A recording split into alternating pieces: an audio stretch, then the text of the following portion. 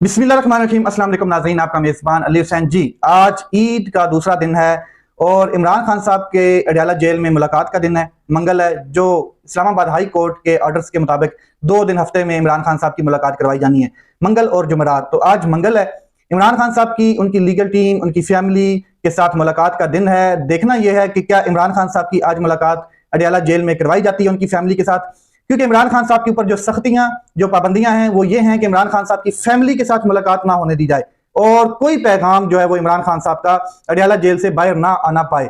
मैं आपको बता दूं कि ईद के पहले रोज इमरान खान साहब को और बुशरा बीबी को अडयाला जेल में ईद नहीं पढ़ने दी गई, ईद की नमाज नहीं अदा करने दी गई। वो अकेले तनहा अपने अपने कमरों में थे, अपने अपने सेल्स में थे और पूरी दुनिया में ईद पढ़ी जा रही थी। या भारत में यह मामला हुआ कि मोदी सरकार, जो फस्तैयत की बदतरीन किस्म की सरकार समझी जाती है, उसने मुसलमानों को ईद उल फितर अदा नहीं करने दी गई कई जगह पर। और हमारे जो पाकिस्तान में इस टाइम फस्तैयत का दौर चल रहा है, एक हुकूमत, इंपोर्टेड हुकूमत, एक ऐसी सरकार जो फार्म 47 की पैदावार है और एक मुसल्लत शुदा हुकूमत ताकतवर की, उसने पाकिस्तान के अंदर यही सीन किया कि अडयाला जेल में इमरान खान साहब को और उसकी वाइफ को ईद की नमाज नहीं अदा करने दी गई। मोदी तो एक हिंदू है, काफर है, लेकिन पाकिस्तान में जो लोग हैं वो मुसलमान हैं, चाहे वो हुकूमत में बैठे हैं, चाहे वो ताकतवर हैं, जितने भी ताकतवर हैं वो बड़ी बड़ी कुरानी आयात पढ़कर सुनाते हैं और साथ बताते हैं कि कुरान का ये हुक्म है। और उस कुरान के हुक्म से इनको क्या कोई नजर नहीं आया कि किसी को नमाज से रोकना कितना बड़ा जुर्म है। मैं आपको बता दूं कि ये लोग, इंडिया में हुआ मामला कि नमाज नहीं पढ़ने दी गई मुसलमानों को और कई जगह पे ये वाकयात हुए, लेकिन हमारी हुकूमत ने बड़ी आवाजें उठाई, बड़ी स्टेटमेंट्स दी कि देखें जी, हिंदू जो है वो, मोदी सरकार जो है वो, भारत जो है, इसने मुसलमानों के रास्ते में रुकावट डाली और उनको ईद की नमाज नहीं पढ़ने दी गई। लेकिन अगर यही देखा जाए तो आपने एक प्राइम मिनिस्टर, साबिक प्राइम मिनिस्टर को, एक मकबूल तरीन लीडर को, एक ऐसे शख्स को जिसका सब कुछ पाकिस्तान में मौजूद है, जो अवाम के लिए लड़ रहा है, जो अवाम के आने वाली नस्लों के लिए लड़ रहा है, वो ऐसे केसेस में उसको आपने कैद किया हुआ है जो उसके ऊपर बनते ही नहीं है इखलाकी तौर पे। और आपको भी इस बात का इल्म था कि ये केसेस टिकने नहीं है, इसलिए आपने अदलिया के पर काट दिए, क्योंकि अदलिया अगर आजाद होती तो ये केसेस से इमरान खान साहब बरी हो चुके होते, फारूक हो चुके होते। लेकिन आपने भी वही काम किया मोदी वाला और इमरान खान साहब को नमाज ईद की नहीं पढ़ने दी गई, ना ही उनकी बीवी को। अडयाला जेल में एक लग्जरी किस्म की मस्जिद है, वसी और अरीज उसका रकबा है और तमाम जेल के कैदी जितने, उन्होंने नमाज अदा की सिवाय इमरान खान और बुशरा बीबी। अब आप अंदाजा लगा लें रीजन क्या बताई गई। सिक्योरिटी खदशात की वजह से एक शख्स अडयाला जेल में है। अडयाला जेल की अपनी सिक्योरिटी, मुल्क की अपनी सिक्योरिटी, सूबे की अपनी सिक्योरिटी, तमाम लॉ एनफोर्समेंट एजेंसीज एक्टिव और दुनिया की टॉप 3 एजेंसीज कंसीडर की जाने वाली, और पाकिस्तान की जो हुकूमत है, ताकतवर है, वो ये स्टेटमेंट दे रहा है जी सिक्योरिटी रीजन थी। अडयाला जेल के अंदर बैठ के आपने चारों दीवारों को काबू किया हुआ है, फिर भी आप क्या कह रहे हैं कि सिक्योरिटी रीजन की वजह से इमरान खान साहब को ईद की नमाज नहीं पढ़ने दी गई। और वैसे अगर इनकी स्टेटमेंट्स देखें तो कहते हैं जी महफूज हाथों में है मुल्क का दिफा, महफूज हाथों में है मुल्क, जो है वो महफूज हाथों में है। हमने अपने हाथ इतने महफूज कर लिए हैं कि मुल्क वाकई महफूज हाथों में है। लेकिन अडयाला जेल पता नहीं क्यों नहीं महफूज हाथों में, ये नामालूम हाथों में लगती है कि ईद की नमाज इमरान खान साहब को नहीं पढ़ने दी गई। इमरान खान साहब के अडयाला जेल से मैसेज ना बाहर आए, आज शायद इमरान खान साहब की फैमिली को भी ना मिलने दिया जाए। और ताकतवर शख्स बैठा है जी अडयाला जेल में, रोन रहा है अदलिया के ऑर्डर्स को जूते की नोक के नीचे और बता रहा है कि मैं हूं ताकतवर, माइट इज राइट, जिसकी लाठी उसकी भैंस। ताकत हमेशा नहीं रहती है, ना मुशर्रफ की ताकत रही जो मुक्के लहराया करता था, ना बाजवा की ताकत रही और ना ही काजी फायजीसा के कलम की ताकत रही। बाकी बड़े ऐसे ऐसे सिकंदर चले गए खाली याद, ना फिरौन की ताकत रही और ना कोई और इस टाइम जो फस्तायत है, ताकतवर की ताकत भी नहीं रहनी है। लेकिन ये जो तारीख लिखी जा रही है, बदतरीन अल्फाज में इन लोगों को याद किया जाएगा, कूड़े के ढेर के अल्फाज में इनको याद किया जाएगा। ये लोग गंदे तरीन मुजस्समे थे पाकिस्तान के ऊपर मुसल्लत शुदा। चलते हैं, इमरान खान साहब ने पैगाम दिया है कि डटे रहो, मुकाबला करते रहो, पुरअज़म रहो, इंशाअल्लाह जीत हमारा मुकद्दर होगी। तारीख भी कभी ऐसा नहीं हुआ कि किसी जाबर को शिकस्त ना हुई हो, कभी तारीख में ऐसा नहीं हुआ। जो जालिम होता है, जो जाबर होता है, उसको शिकस्त होती है और ये अल्लाह का कानून है। हज़रत अली रज़ी अल्लाह ने ये कौल कहा था कि जुल्म का जो निजाम है वो कभी नहीं चल सकता, कभी नहीं चल सकता। ये बिल्कुल हज़रत अली रज़ी अल्लाह ने कहा था। तो ये जाबर का जो निजाम है, फस्तायत का निजाम है, इसको शिकस्त होगी। इमरान खान साहब ने कहा और हमारी जदोजहद जो है, मैं उसके लिए डट के खड़ा हूं, एक स्टेप डाउन करने के लिए तैयार नहीं हूं, किसी किस्म का स्टेप डाउन करने के लिए तैयार नहीं हूं। अगर इनको लगता है कि ये मुझे इस तरह नील डाउन कर लेंगे तो मैदान खाली है, आ जाएं, मैं भी तैयार हूं, आप भी तैयार हैं। किसी किस्म की कोई डील का सोचना भी नहीं। ईद के मौका पर जो सलमान अकरम राजा साहब ने उन्होंने पैगाम दिया इमरान खान का भी, और साथ में उन्होंने कहा कि ये जो खुशियां हैं ये हम उन लोगों के साथ बांट रहे हैं जो लोग हमारे जेलों में हैं, एसीरान हैं और लाहौर के शहरी हैं, उनके साथ जो जेलों में भरे पड़े हैं, उनकी फैमिलीज के साथ हमने उनके घरों में जाकर ईद मनाई। बलोचिस्तान कोयटा में 69 लोगों को गोलियां मारी गई। कोई शुबा नहीं कि आज पाकिस्तान की तारीख तरीन रात गुजर रही है। इंशाल्लाह ये रात गुजरनी है और मुल्क ने आगे बढ़ना है। साथ में उन्होंने कहा कि दो टोक मौकफ हमारे लिए माहौल ठंडा करना बहुत आसान है। हम बेअसूली करें, हम अपने मौकफ से हट जाएं, हम अपनी डील कर लें तो माहौल ठंडा हो जाएगा और हमें आसाइशें भी मिल जाएंगी, हमें प्रोटोकॉल्स भी मिल जाएंगे। लेकिन हम ऐसा नहीं करेंगे। हम मुल्क कौम की जो सोच है उसके साथ बिल्कुल बेवफाई नहीं करेंगे। जो यूथ है, जो कौम इस टाइम इमरान खान के पीछे खड़ी है। देखें, मैं आपको बता दूं, कुछ लोग ऐसे हैं जो पाकिस्तान तहरीक इंसाफ छोड़ गए और वो आज पछता रहे हैं, और वो बिल्कुल कैटेगोरिकल मीडिया पर, मेन स्ट्रीम मीडिया पर आके कहते हैं कि हमने इमरान खान साहब को छोड़ा, अब हम चाहते हैं कि पाकिस्तान तहरीक इंसाफ ज्वाइन करें, अब हम पछता रहे हैं। उस टाइम हम प्रेशर में थे, उस टाइम हम प्रेशर में थे। जो गवर्नर इस्माइल साहब हैं वो ये कहते हुए नजर आते हैं, जो पाकिस्तान तहरीक इंसाफ के थे, वो कहते हैं कि उस टाइम हम प्रेशर में थे, मैं प्रेशर नहीं बर्दाश्त कर पाया, लेकिन मैं चाहता हूं कि इमरान खान साहब के साथ मैं आगे जद्दोजहद करूं।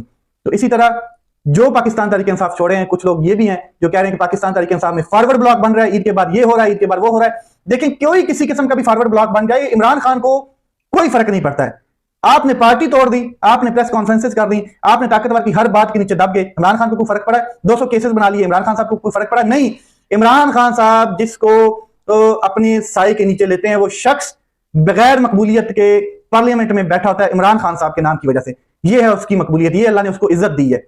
और इमरान खान साहब के हवाले से जितने मर्जी फॉरवर्ड ब्लॉक बना ले, इमरान खान का अब डायरेक्ट कनेक्टेड जो है वो तल्लुक जो है वो अवाम के साथ है। अवाम इमरान खान साहब के पीछे खड़ी है और बेनकाब करती हुई नजर आ रही है ताकतवर को और हर शख्स को। इसी तरह जो सलमान अकरम राजा साहब हैं, उन्होंने साथ में ये भी स्टेटमेंट दी कि पनामा के वक्त भी अदालतें सियासत के लिए इस्तेमाल हो रही थी। अदालतों की सियासी इस्तेमाल के खिलाफ हमेशा बात करनी चाहिए और हमें इस बात को समझना चाहिए कि अदालतें जो हैं उनको सियासी तौर पर इस्तेमाल नहीं होना चाहिए। बिल्कुल ये उनकी कैटेगोरिकल बात है और वो बिल्कुल सही दुरुस्त फरमा रहे हैं।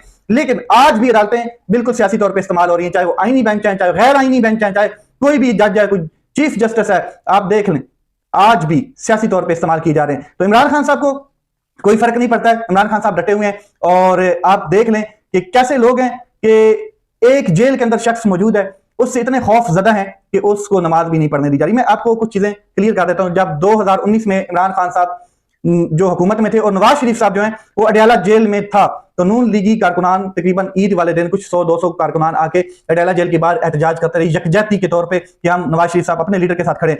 आज पाकिस्तान तहरीक इंसाफ के लोग जो इमरान खान साहब की वजह से ओहदों पर बैठे हैं, ये बैरिस्टर साहब जैसे, सलमान अकरम राजा से जैसे, शेर अब्दुल मरवत, बाकी इनको कौन सी मौत, कौन सा सांप सूंघ गया कि ये इमरान खान साहब के लिए अडयाला जेल के बाहर जाके नहीं खड़े हुए?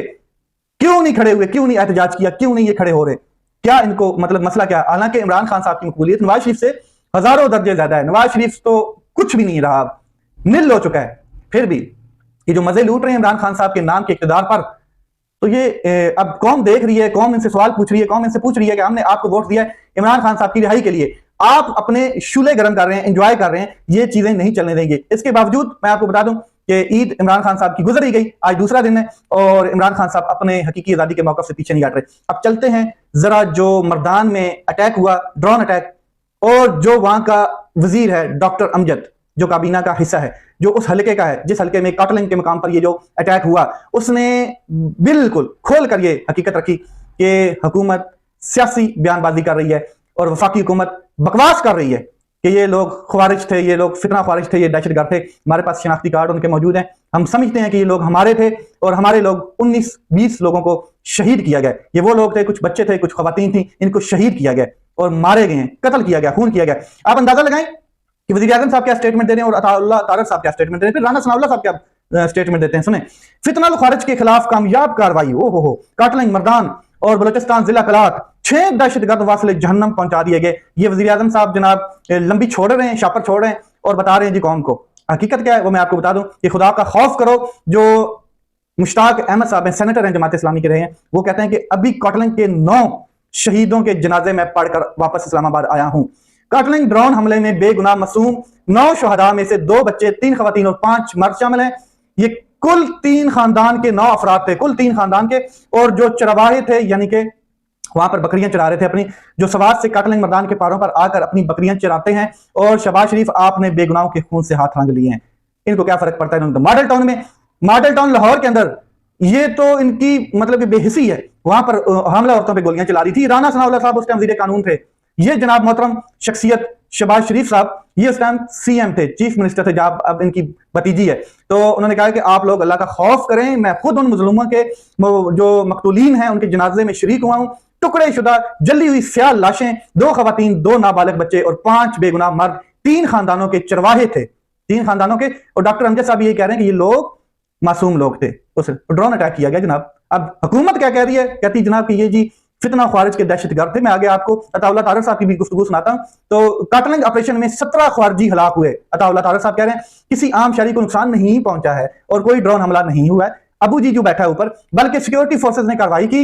अच्छा, सिक्योरिटी फोर्सेज इतनी अंधी होती हैं कि उनको मासूम बच्चे भी दहशतगर्द नजर आते हैं, खवातीन भी दहशतगर्द नजर आती हैं। आप अंदाजा लगा लें इनकी मतलब कि बातें, इनके अपनी बातों में ही आपको नजर आ रहा है कि बच्चे, मासूम बच्चे, नाबालिग बच्चे, वो कहां से दहशतगर्द नजर आ गए? उन्होंने कौन सी जैकेटें पहनी, कौन सी एलएमजी और कौन सी रॉकेट लॉन्चर उठाए होते हैं? आगे चलें। ऑपरेशन की जगह से करीबी आबादियां 9 किलोमीटर दूर थी और वहां कोई सिविलियन घर मौजूद नहीं था। मकामी जरगा में जो कुछ अफराद ने खारजियों की सहूलत फराम की और यकीन दिलाया, जिसकी वजह से वीडियो भी हमारे पास मौजूद है। खारजियों ने ईद पर मैदान में हमले का ऐलान किया था, जो इस वक्त ऑपरेशन की वजह से नाकाम हो गया है। किधर कहानी ट्विस्ट की है? खैबर पख्तूनख्वा में हजारों हमले करने वालों के लिए पाकिस्तान तहरीक इंसाफ ने कोई मजम्मत नहीं की। और खैबर पख्तूनख्वा के अलावा जब ख्वारिज के ऊपर कोई अटैक किया जाता है और कार्रवाई की जाती है तो ये उसके साथ स्टैंड करते हैं, फौज के खिलाफ बयानियां बनाते हैं। ये जनाब अताउल्लाह तारक साहब बड़े जिम्मेदार शख्स, बड़े जिम्मेदार ओहदे के ऊपर फजूल की बातें करते हुए नजर आ रहे हैं। ये वो 3-4 बच्चे जो थे वो दहशतगर्द थे। ये खून की होली खेली जा रही है केपीके में। यही वो बातें थी जो मुराद सईद साहब कहते थे कि जनाज़ों को कंधे देने से बेहतर है आवाज बुलंद करो। यही महारानी बलोच साहिबा के साथ हो रहा है। यही बात अख्तर मेंगल साहब करते हुए नजर आ रहे हैं। ये 2 सूबों में आग लगी हुई है और जनाब की प्रायोरिटीज क्या है कि इमरान खान साहब को ईद पे नमाज नहीं पढ़ने देनी, इमरान खान साहब की कोई मुलाकात नहीं होने देनी, इमरान खान साहब का कोई मैसेज बाहर नहीं आना। इमरान खान इनकी नींदों में, इनके ख्वाबों में, इनके घरों में घुस चुका है इमरान खान। लेट्स सी मामला किस तरफ जाते हैं। अपना ख्याल रखें, अपने भाई के चैनल का ख्याल रखें। पाकिस्तान जिंदाबाद।